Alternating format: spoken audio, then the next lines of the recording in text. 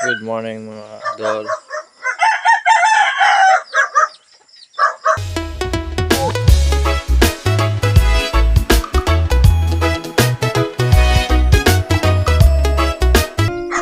Hindi na natin naipakita kasi nga kagabi na. O ayan, naglinis tayo kahapon mga tol. Kaya ito, yan o, medyo maliwalas na tingnan.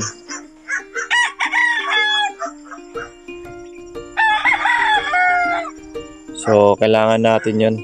Kailangan nating linisan ng kapaligiran para at least maliwalas. Diba?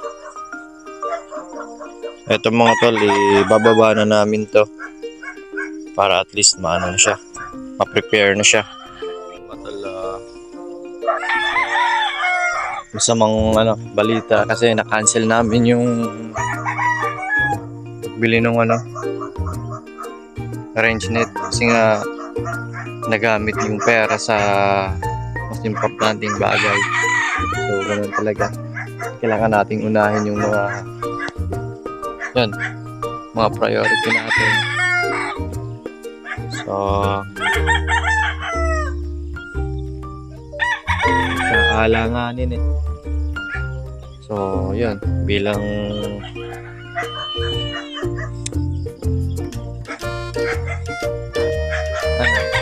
kailangan natin unahin yung responsibilidad sa pamilya. So parang matatagalan ata. Ipon ulit. Pag nakaipon ulit, doon na tayo makakabili. Yun. Nakakalungkot man pero wala tayong magagawa kasi nga obligation din natin yan. Tol, plan B tayo.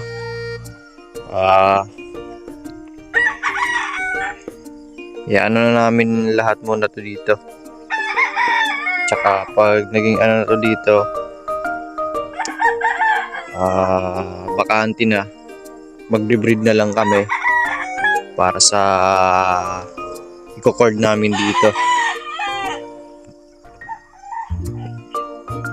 Mag-uusap pa kami ng tito ko kung saan kami magbe-breed, kung dito ba o doon na sa bayan.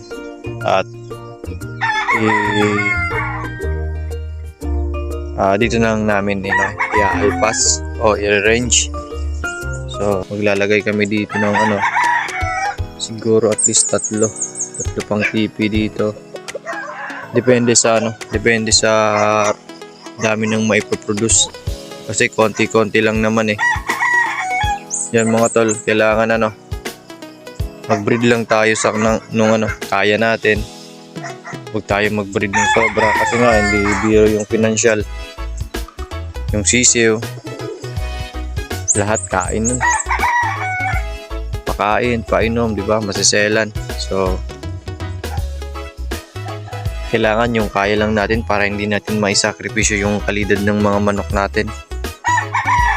Kasi pinaka-importante yung health di ba?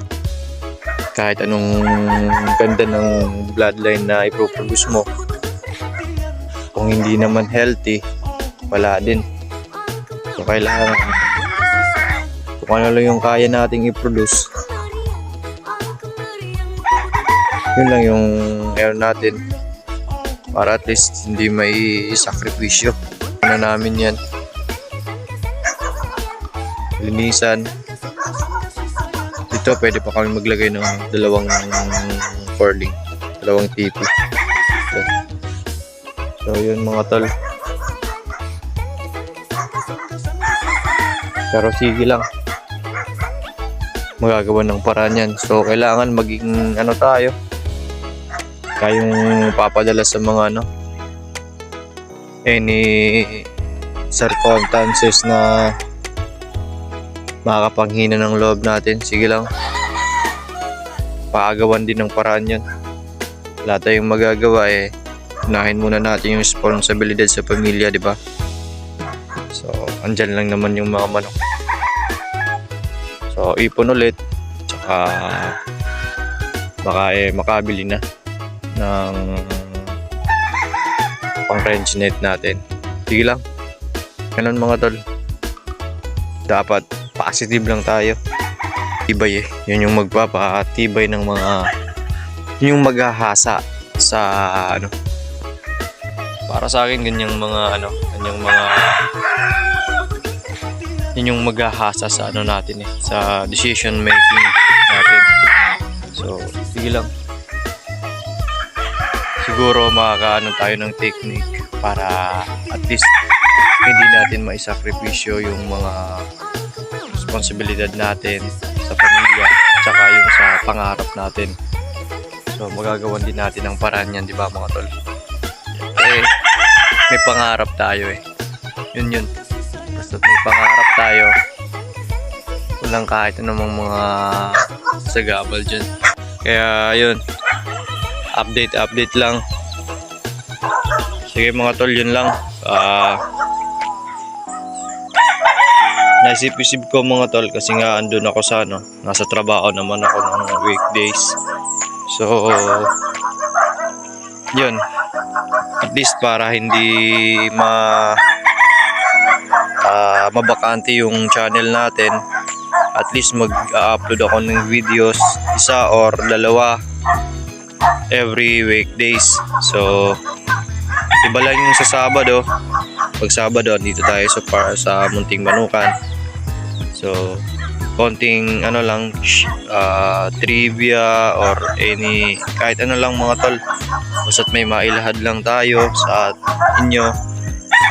Usap-usap, comment kayo mga tol sa kung ano yung mga ideas nyo, para at least may mga may magiging basehan ako sa i-upload nating video sa susunod ng mga araw. Yun mga tol, maraming salamat sa inyo. Update lang sa Munting Manukan. Balang araw makikita nyo rin mga tol. Yun. Galyos Chapsoy TV ulit mga tol, may pangarap at matutupad.